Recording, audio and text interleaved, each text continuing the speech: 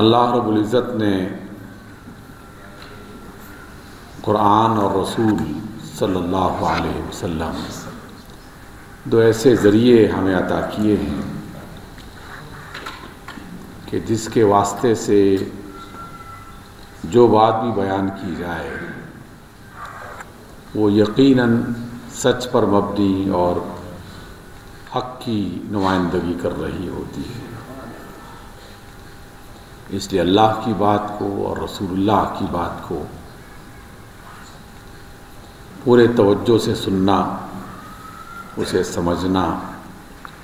اور اپنی زندگی کا حصہ بنانا، یہ ہماری ذمہ داری ٹھہری ہے۔ آج کی اس ملاقات میں رسول اللہ صلی اللہ علیہ وسلم کا ایک فرمان جسے حضرت انس رضی اللہ تعالیٰ عنہ روایت کرتے ہیں، اور حدیث کی 3-4 کتابوں میں اس کا حوالہ ملتا ہے، القضائی، الدیلمی، الترمذی، جو معروف کتابیں ہیں حدیث کا علم رکھنے والوں کے لیے،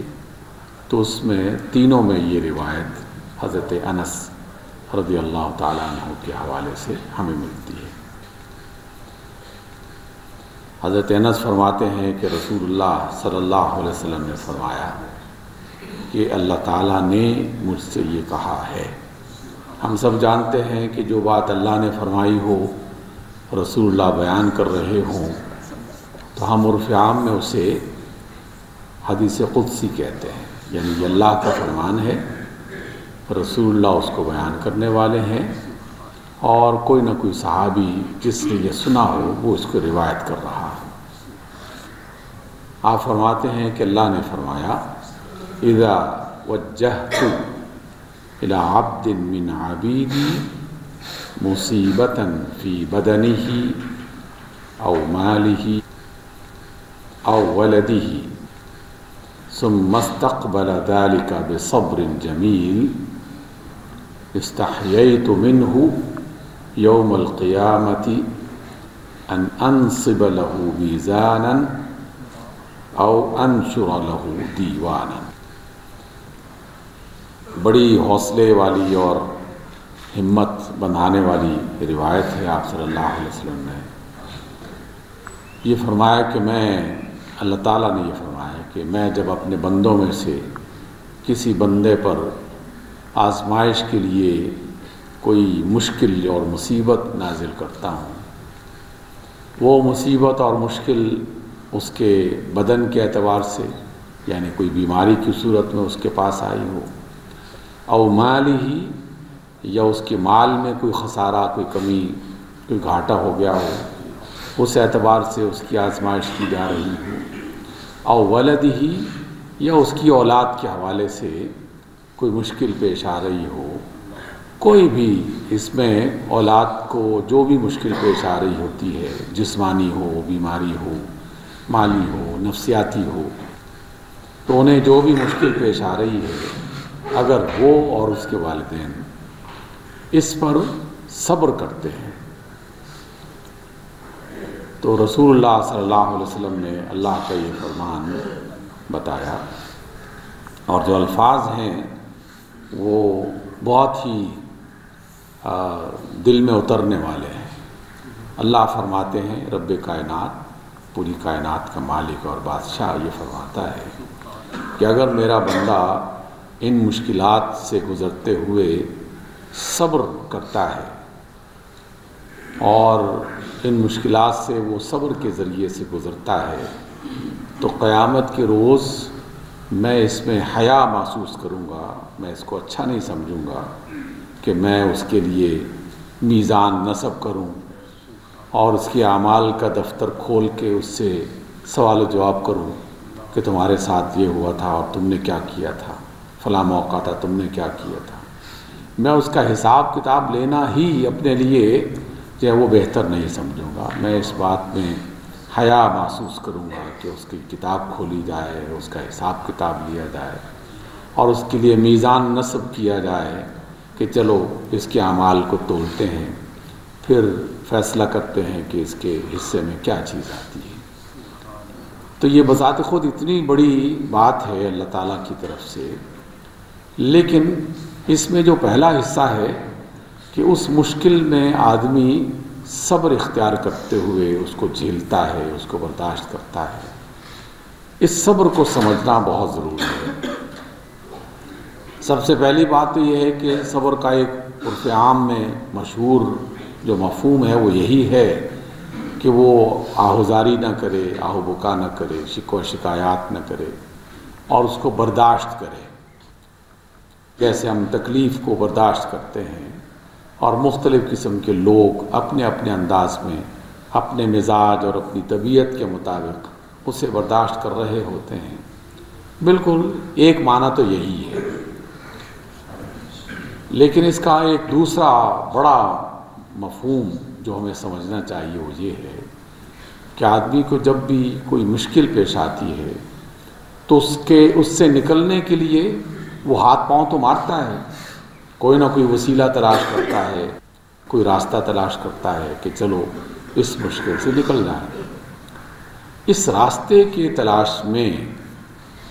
صبر اسے یہ سکھاتا ہے کہ تم نے راستہ تو تلاش کرنا ہے، لیکن خبردار خدا کی نافرمانی والا راستہ اختیار نہیں کرنا، کوئی ایسا کام نہیں کرنا جس سے اللہ تعالیٰ نے منع کیا ہو، اور آدمی تکلیف سے نکلنے کے لیے اس کام کو اختیار کر لے جس سے اللہ تعالیٰ نے منع کر دیا ہے، جس کو حرام کر دیا ہے، جس کو ناجائز قرار دے دیا ہے۔ مثلا میرا کوئی کام اٹکا ہوا ہے، میں اس کام کو نکلوانے کے لیے رشوت دے دیتا ہوں، اور میرے لیے یہ ایک معمول کی بات ہے کیونکہ ساری دنیا یہی کر رہی ہے، ہمارے جیسے ملکوں میں اس کی مثال تلاش کرنے کی ضرورت نہیں ہے۔ آس پاس دائیں بائیں جتنے بھی لوگ ہیں سبھی یہی بتا رہے ہوتے ہیں کہ جناب آپ یہ کام کرنا چاہتے ہیں تو رشوت دے دو، اور رشوت کے بغیر تو کام آج کل ہوتا ہی نہیں ہے۔ تو جس نے رشوت کا راستہ اختیار کیا تو اس نے صبر چھوڑ دیا، اس نے صبر کا دامن ہاتھ سے چھوڑ دیا۔ اس اعتبار سے صبر کا مفہوم صرف یہ نہیں ہے کہ اس تکلیف کو آدمی دیکھ رہا ہے، اس کو برداشت کر رہا ہے، بلکہ صبر کا مفہوم یہ بھی ہے کہ اب اس سے نکلنے کے لیے کیا اس نے اللہ کی نافرمانی کا راستہ اختیار کیا ہے، یا اس نے مناسب جو معاملہ ہے اس کو برداشت کرتے ہوئے اللہ تعالیٰ سے دعا کی ہے، کوئی جائز طریقہ اور وسیلہ اختیار کرنے کی کوشش کی ہے، تو اس کو اختیار کرنا ہی اصل بات ہے۔ تو رسول اللہ صلی اللہ علیہ وسلم نے اللہ کی طرف سے یہ بشارت ان افراد کو سنائی ہے کہ جو اپنی مشکلات میں حرام کام اور ناجائز کام سے بچتے ہوئے اپنے آپ کو اسی مشکل میں رکھتے ہوئے اسے برداشت کرنے کی، اس کو سنبھالنے کی کوشش کرتے ہیں۔ اور دیکھیے یہ بات جو مشکلات اور آزمائش کی ہے یہ صرف عوام کی بات نہیں کی جا رہی، کیونکہ ہمارے ہاں یہ جب تبصرے کیے جاتے ہیں تو شیطان تبصروں کے دروازے اسی طرح کھول دیتے ہیں جس طرح ہم سیاسی معاملات میں تبصرہ کر رہے ہوتے ہیں۔ بعض اوقات یہ بھی تبصرہ آ جاتا ہے کہ یار یہ کن باتوں کو آپ بیان کرتے رہتے ہیں، یہ تو مصیبت تم پر مصیبت آئے تو تب پتہ چلے نا کہ مصیبت کیا چیز ہوتی ہے، تم پر نہیں آتی اور اس لیے بڑی آسانی کے ساتھ نصیحت کر دیتے ہو، یہ بھی تبصرہ ہوتا ہے۔ یہ بھی تبصرہ ہوتا ہے کہ جناب کیا ہم ہی ہیں جس پر یہ مصیبتیں نازل ہوں؟ دنیا میں اور کتنے بے شمار لوگ ہیں جو عیاشی کر رہے ہیں، تو کیا ہمیں عیاشی کرنے کا حق نہیں ہے؟ کیا ہمیں اچھی زندگی گزارنے کا حق نہیں ہے؟ یہ والا تبصرہ بھی بعض اوقات سننے کو مل جاتا ہے۔ تو اس لیے جب ہم رسول اللہ صلی اللہ علیہ وسلم کی کوئی بات سنیں تو اس کو ہر اعتبار سے جانچنے کی اور جاننے کی کوشش کریں۔ تو اللہ تعالیٰ جب یہ آزمائش اپنے بندوں پر اتارتا ہے تو اس میں اللہ تعالیٰ اس بات کی پرواہ نہیں کرتا، نہ اس بات کا لحاظ کرتا ہے کہ یہ آدمی غریب تھا یا امیر تھا، کوئی بڑا آدمی تھا یا چھوٹا آدمی تھا، کوئی عالم تھا کوئی عالم نہیں تھا، کوئی ذمہ دار تھا، کوئی ذمہ دار نہیں تھا. تو تاریخ بھری پڑی ہے. قرآن مجید کے اندر بھی بے شمار مثالیں موجود ہیں. رسول اللہ صلی اللہ علیہ وسلم کی سیرت میں بھی بے شمار مثالیں موجود ہیں. اور خود انسانوں کے معاشرے میں بھی ہزارہا لوگ ایسے ہیں جو ہمیں یہ مثالیں دیتے ہوئے اور سناتے ہوئے نظر آ جاتے ہیں. دنیا میں اللہ تعالیٰ کے نزدیک سب سے معتبر، سب سے زیادہ قابل عزت اگر کوئی شخص ہوتا ہے تو وہ رسول اور نبی ہوا کرتا ہے. سارے معاشرے میں سے اللہ تعالیٰ کسی ایک بندے کا انتخاب کرتا ہے اور اسے رسالت کے منصب پہ پہنچاتا ہے. تو جس کا انتخاب اللہ نے کیا ہو، اسے رسالت عطا کی ہو یا نبوت عطا کی ہو، تو اس کا مطلب یہ ہے کہ وہ معاشرے کا سب سے زیادہ معزز آدمی ہے اللہ کے نزدیک. لیکن اللہ تعالیٰ اپنے ان منتخب کیے ہوئے رسولوں میں سے بھی بے شمار رسول ایسے ہیں کہ جن کو انہی آزمائشوں سے گزارا گیا. میں نے کئی بار آپ لوگوں کے سامنے ذکر کیا کہ رسول اللہ صلی اللہ علیہ وسلم جنہیں ہم سید الانبیاء کہتے ہیں، تمام رسولوں کے سردار جنہیں ہم کہتے ہیں، آپ ان کی سیرت پڑھ کے دیکھیے. مصیبتوں کا آغاز دنیا کے اعتبار سے مصیبتیں، اللہ کے نزدیک اس کا اپنا کوئی مقصد اور منصب ہوتا ہے، لیکن دنیا کے اعتبار سے وہ ایک مشکل ہے جس سے انسان کو گزرنا پڑتا ہے. تو بچپن ہی سے مشکلات کا آغاز ہو گیا. کیا کسی معصوم بچے کے والد کا وفات پا جانا، اس سے پہلے کہ وہ دنیا میں آئے، دنیا میں آنے سے پہلے ہی والد کا انتقال ہو جانا اور کسی بڑے سہارے کا سر سوٹ جانا، یہ کوئی کم مشکل ہے؟ بہت بڑی مشکل ہے. اور چند سال کے بعد ماں کا سایہ اٹھ جانا، پھر چند سال کے بعد تیسرے سرپرست دادا کا سایہ اٹھ جانا، تو یہ مشکلات آسان نہیں ہیں. وہ یتیم بچہ جو مختلف عزیزوں کے ہاں پل رہا ہو، تو کسی عزیز کے ہاں جو بے شک اس کا عزیز ہو، لیکن وہ اس کی ماں یا اس کا باپ تو نہیں ہے نا، وہ اس کا دادا اور نانا تو نہیں ہے نا، تیسرے چوتھے درجے میں آ رہا ہے. تو اللہ نے اپنے رسول کو باقاعدہ جنہیں سب سے زیادہ پسندیدہ اور مرتبے والا بنایا، آزمائش کا آغاز وہیں سے ہو گیا. جیسے جیسے آپ سیرت پڑھنا شروع کر دیں تو شاید کوئی ایک لمحہ ایسا نظر آئے آپ کو کہ اللہ کی طرف سے اپنے رسول کو وہ آسائش اور وہ نعمتیں عطا کی ہوں جو دنیا والوں کو عام طور پر ملا کرتی ہیں. زندگی میں ایک دن بھی مجھے کم از کم رسول اللہ صلی اللہ علیہ وسلم کی سیرت میں پڑھنے کا موقع نہیں ملا کہ آپ کسی نرم بستر پہ سوئے ہوں، کسی بہترین محل میں رات گزاری ہو، بہت عظیم الشان قسم کے بڑے دسترخوان میں انہوں نے شرکت فرمائی ہو، اور دنیا کے لذیذ ترین کھانے وہ آپ کی خدمت میں پیش کیے جا رہے ہوں، اور آپ کے سامنے نوکروں اور چاکروں کی ایک قطار لگی ہو. یہ سب کہیں نظر نہیں آتا. ہر وقت یہ نظر آتا ہے کہ رسول اللہ صلی اللہ علیہ وسلم گھر میں تشریف لاتے ہیں اور ایک نئی مہم وہ سامنے کھڑی ہوتی ہے. اس کے لیے اپنے اصحاب کو تیار کر رہے ہیں، سفر کر رہے ہیں مشرق سے مغرب کی طرف، مغرب سے مشرق کی طرف، کبھی رزق کمانے کے لیے، کبھی دشمن سے محفوظ ہونے کے لیے، کبھی رشتہ داروں کو بہتر بنانے کے لیے، کبھی اپنی قوم کے سرداروں کی مخالفت برداشت کرنے اور ان کو جواب دینے کے لیے. یعنی دن رات اسی کشمکش میں رسول اللہ صلی اللہ علیہ وسلم کی حیات گزری ہے. اس کا مطلب یہ ہے کہ مال کی مشکل، صحت کی مشکل اور اولاد کی مشکل یہ مسلسل انسانوں کے حصے میں آتی رہی ہے، اور سب سے زیادہ مشکلات انبیاء کے حصے میں آئی ہیں. خود اولاد کے حوالے سے دیکھ لیجئے، میں نے ماں باپ کا، دادا کا حوالہ دیا، تو کیا اولاد کے حوالے سے اللہ نے اپنے رسول صلی اللہ علیہ وسلم کو نہیں آزمایا؟ 3 نرینہ اولاد، 3 بیٹے پیدا ہوئے،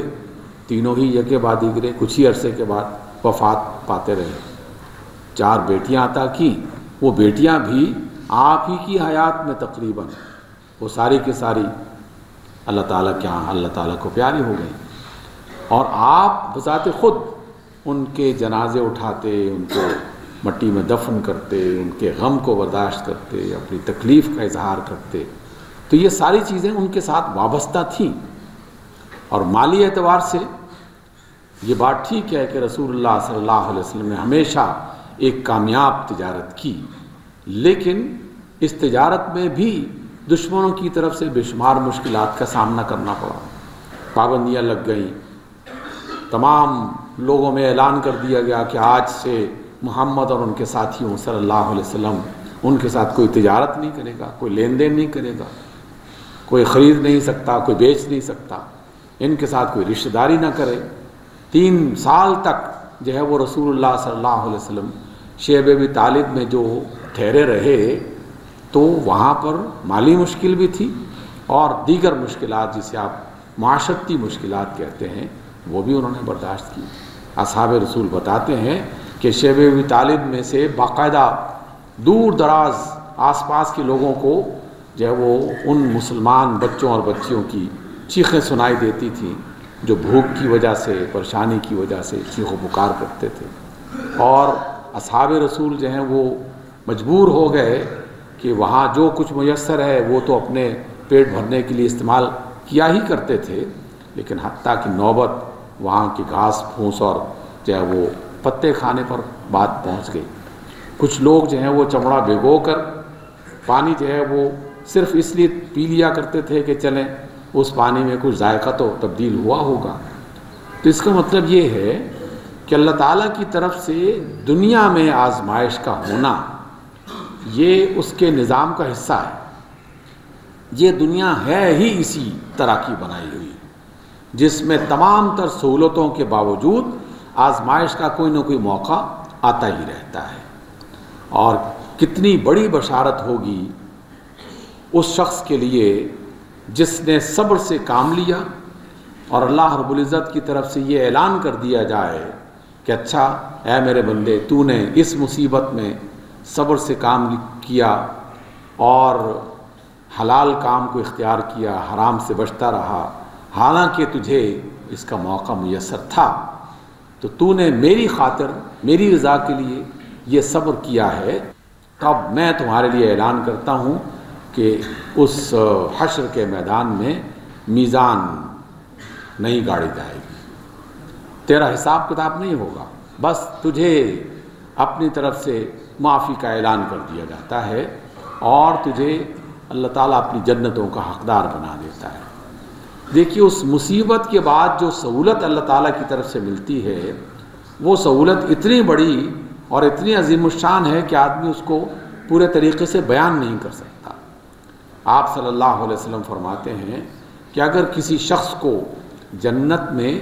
ایک کوڑا رکھنے کی جگہ، یعنی جس میں ایک لاٹھی رکھی جا سکتی ہے، کتنی 6-7 فٹ لمبی اور چند انچ موٹی ہو سکتی ہے، اتنی سی زمین اگر اللہ تعالیٰ کسی بندے کو عطا کر دے تو یہ دنیا و ما فیہا سے بہتر ہے. اور رسول اللہ صلی اللہ علیہ وسلم وعدہ کر رہے ہیں ان مسلمانوں کے لیے جو صبر اختیار کرتے ہوئے حرام سے اپنے آپ کو بچاتے ہیں، حلال کے راستے پر چلتے ہیں. ان سے یہ کہا جاتا ہے کہ اگر تم نے یہ صبر اختیار کیا تو ہم بغیر حساب کتاب کے جنت میں تمہیں بھیجیں گے، تمہارا نام اعمال بند کا بند ہی رہے گا اور اس کے بغیر ہی ہم اعلان کر دیں گے کہ فلاں بندہ، اس کو ہم بخشتے ہیں اور اس کے لیے جنت کا اعلان کرتے ہیں. یہ بہت بڑی نعمت ہے جو اللہ رب العزت کی طرف سے رسول اللہ صلی اللہ علیہ وسلم نے بتائی ہے. اس لیے سیدنا انس رضی اللہ تعالیٰ عنہ کی یہ روایت ہمارے لیے یقیناً ایک حوصلے کا ذریعہ ہے، ہماری ہمت کو بڑھانے کا ایک بہت بڑا ذریعہ ہے، بشرطے کہ ہم اس راستے پر چلیں جس راستے پر اللہ کے انبیاء چلتے رہے. اور بے شمار نبیوں کی داستانیں اسی قرآن مجید کی زینت بنی اور قدم قدم پر وہ ہمیں رہنمائی عطا کرتی ہیں. کیا حضرت ایوب ان کو بھول گئے؟ یقیناً سبھی جانتے ہیں، اور لوگوں میں صبر ایوب تو ایک مثال بن گیا کہ اگر کسی نے صبر کرنا ہے تو ایوب کی طرح وہ صبر کرے. کیا یوسف علیہ السلام اور یعقوب ان کی مشکلات ذہنوں میں نہیں ہے؟ بالکل موجود ہیں. ایک باپ موجود ہے اور بیٹا بھی زندہ ہے، لیکن باپ کو کچھ خبر نہیں ہے کہ بیٹا کس حال میں ہے، اور وہ بچپن ہی سے اپنے ہی بھائیوں کے ذریعے سے کنویں میں ڈالا گیا. ایک لمبی تاریخ پڑتی ہے کہاں وہ بچہ بچپن سے جوان ہوتا ہے، جوان ہونے کے بعد بڑا ہوتا ہے، ایک دوسرے ملک میں وہ ایک وزیر بن جاتا ہے. وہ الگ بات ہے کہ اللہ تعالیٰ اسے کس طرح نواز رہا ہے، کس طرح اس کی مشکلات کو آسان کر رہا ہے. لیکن ایک باپ کے نقطہ نظر سے دیکھا جائے وہ تو ایک مستقل مشکل میں ہے نا، اس مشکل سے وہ گزر رہے ہیں. اتنے زیادہ آنسو بہاتے ہیں اور روتے ہیں کہ بینائی ختم ہو جاتی ہے، نظر نہیں آتا. لیکن پھر اللہ تعالیٰ کی طرف سے آسانیاں پیدا ہونا شروع ہو جاتی ہیں. موسیٰ علیہ السلام، ان کی زندگی آزمائشوں سے بھری پڑی ہے. پورا خاندان جو ہے وہ دشمن ہو گیا، پوری حکومت دشمن ہو گئی،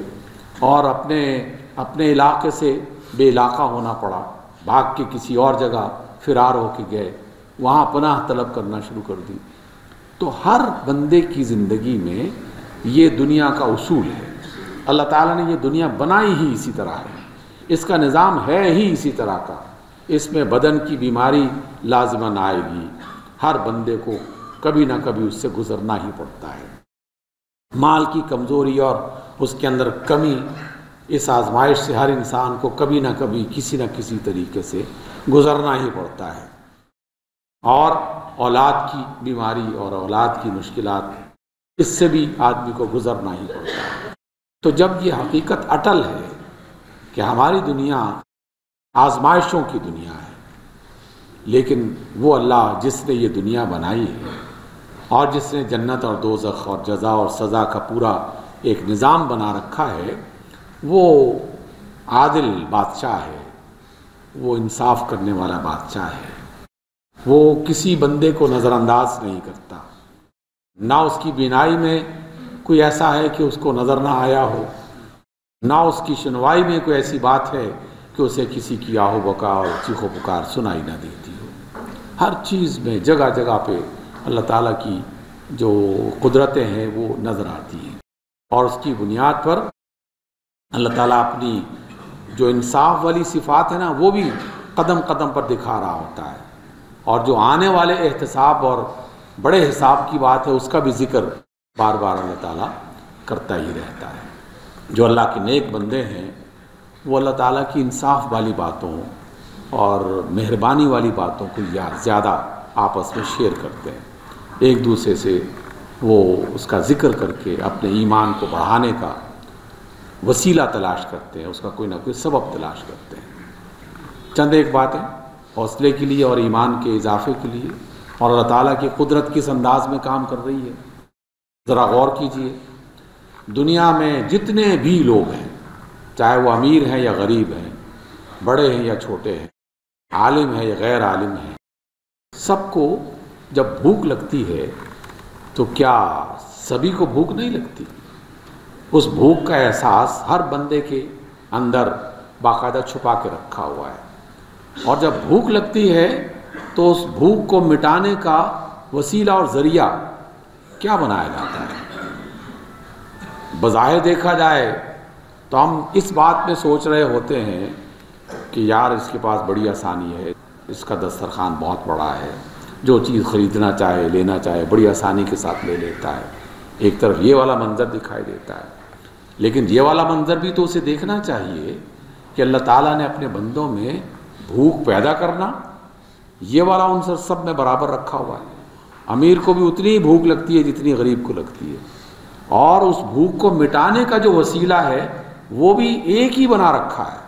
پوری دنیا کے تمام انسانوں کے لیے بھوک مٹانے کا ذریعہ ایک ہی ہے. اس نے وہی کچھ کھانا ہے جو امیر کھائے گا، جو غریب کھائے گا، وہی سبزیاں،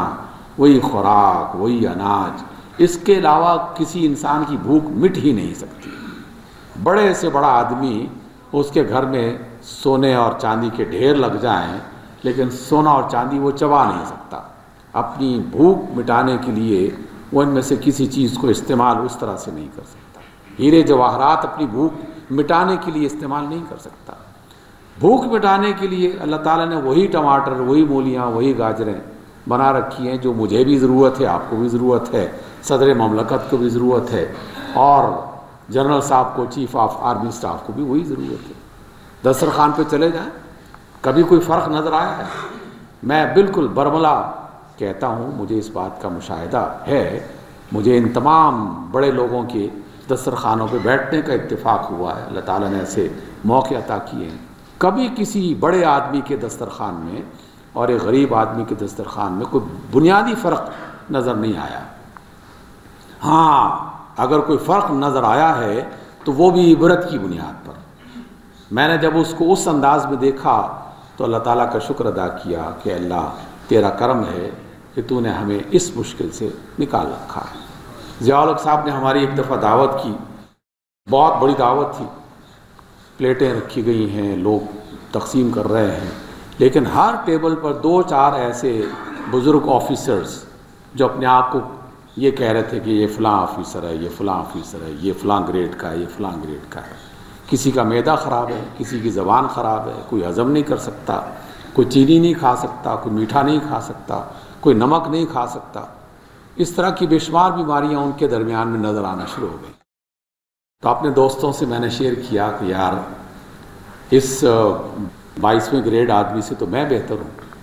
میں الحمدللہ چینی بھی کھا رہا ہوں، نمک بھی کھا رہا ہوں، ہر چیز کھا رہا ہوں، یہ سب چیزیں۔ تو اللہ تعالیٰ جو ہے وہ برابری رکھنے میں کوئی فرق نہیں کرتا، کوئی فرق نہیں کرتا۔ چلیں کھانے پینے اور زندگی گزارنے کے معاملات کو چھوڑیے، جب کوئی بندہ مر جاتا ہے، کیا مرنے کے بعد اس بات میں فرق رکھا جاتا ہے کہ یہ امیر آدمی ہے، اس کی قبر سونے کی بنا دی جائے اور سونے کی قبر بننے سے یہ آدمی محفوظ ہو جائے، راحت اور آرام میں آ جائے؟ قطعاً نہیں۔ ایک غریب آدمی بھی اسی مٹی کے گھڑے میں دفن ہوتا ہے جس مٹی کے گھڑے میں ایک بڑے سے بڑا اور امیر سے امیر آدمی دفن ہوتا ہے، اور اس میں آدمی اگر سوچنا شروع کر دے تو اللہ تعالیٰ کے انصاف کام کر رہا ہوتا ہے۔ جو امیر آدمی ہے اگر اس نے ظلم کیا ہے تو عذاب وہیں سے شروع ہو جاتا ہے، چاہے وہ سنگ مرمر کی بنائی ہوئی قبر ہو، اور اگر غریب آدمی ہے اور اس نے صبر اور استقامت کے ساتھ ایمان کی حالت میں اپنی زندگی مکمل کی ہے اور اس کی وفات اس حالت میں آئی ہے، تو اسی گھڑے میں جا کر وہ اللہ تعالیٰ کی جنتوں کے دروازے کھول دیتا ہے اور اس میں راحتوں کا آغاز ہو جاتا ہے۔ اللہ کے فرشتے اس کی جو وہ باقاعدہ استقبال کرتے ہوئے اسے اہلاً و سہلاً کہہ رہے ہوتے ہیں۔ اللہ کے رسول صلی اللہ علیہ وسلم اپنے دیدار سے اور اپنی طرف سے شفاعت کے راستے کھول دیتے ہیں۔ تو اللہ تعالیٰ کی باتوں کو اور اللہ کے فرامین کو سمجھنے کے انداز مختلف ہیں، ان انداز کو، ان کیفیات کو بدلنے کی کوشش کریں۔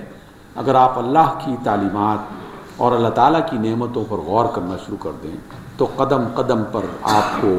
اللہ تعالیٰ کے احسانات نظر آنا شروع ہو جائیں گے۔ اگر آپ بہت آسانی کے ساتھ اور اطمینان کی نیند آپ کو میسر ہے تو آپ دنیا کے امیر ترین لوگوں میں سے اور بہترین انسانوں میں سے آپ شمار ہوتے ہیں۔ اللہ تعالیٰ کا کرم آپ پر ہے، اور اگر آپ کروٹیں بدلتے ہوئے پریشانی کے عالم میں اپنی رات گزارتے ہیں تو اس پر غور کیا جائے کہ آخر کیوں ایسا ہو رہا ہے۔ ہم نے ضرور کوئی نہ کوئی اللہ تعالیٰ کا طریقہ اور رسول اللہ کی سنت چھوڑی ہوگی، تبھی ہم اس مشکل میں جو ہے وہ داخل ہو رہے ہیں۔ تو اللہ تعالیٰ اپنے بندوں کو کبھی نظر انداز نہیں کرتا۔ اس لیے آج کی اس حدیث میں اللہ نے جو فرمایا ہے بالکل 100% یقین کیجئے کہ یہی اللہ تعالیٰ کا فرمان ہے، اور رسول اللہ صلی اللہ علیہ وسلم نے جو بتایا،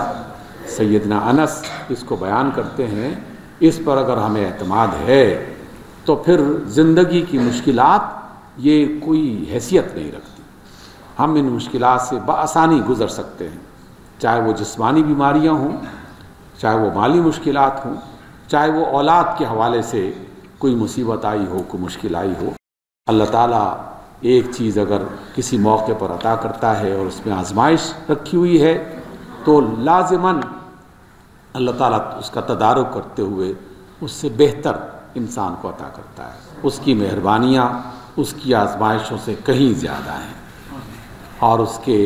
امتحانات اس کی نعمتوں سے جو ہے وہ کم ہیں، نعمتیں اس کی کہیں زیادہ ہیں۔ اس لیے اعتماد کیجیے اللہ پر، اللہ کے رسول صلی اللہ علیہ وسلم پر، اور اللہ تمام تر مشکلات کے باوجود آپ کی زندگی کو آسان فرما دے گا۔ اللہ تعالی ہمیں اس بات کی توفیق عطا فرمائے۔ اقول قولی ھذا واستغفر اللہ لی ولکم۔